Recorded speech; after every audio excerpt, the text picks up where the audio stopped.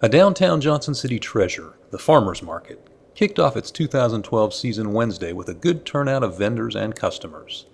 It was a mix of veteran vendors and relative newcomers at a market that has seen its customer base grow exponentially over the past 5 years or so. And those customers were happy May has arrived. What is it that you like about the Johnson City Farmers Market? Talking with all the vendors and looking at all the stuff every week. We usually come every Wednesday and Saturday. I've been doing that. We started in 1982, in March of 82, so we've been at it 30 years. Well, we moved most of our stuff at this market and the flea market in Jonesboro. My husband likes to farm, so we used to farm heavy, and then him and the oldest girl started greenhousing. It's enough to basically make a living? It pays the bills. What are your thoughts about the Johnson City market over the last, say, 5 years in terms of growth?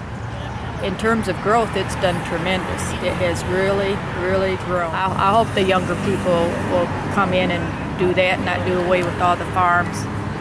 Well, I know they could make a good living farming if they raise their own stuff.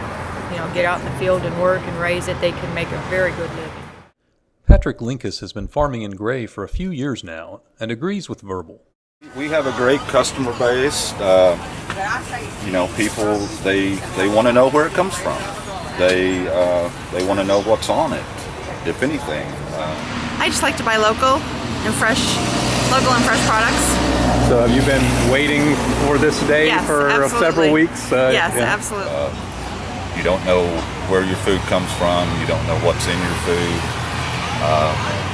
All of this here travels less than 10 miles. The lettuces were picked last night. We don't use pesticides. Bonnie Verbal and another longtime vendor, Helen Greenwell, say some of their early crops are close to being ready. In the meantime, Greenwell supplements with produce from warmer climes, and of course, plenty of baked goods are here. Well, right now we got broccoli and kohlrabi and maybe some peas if the animals don't get them. Potatoes and onions and collard greens and mustard greens and lettuce. Patrick Linkus says a little bit of land can go a surprisingly long way production-wise. Certainly. We have raised beds that we built this year.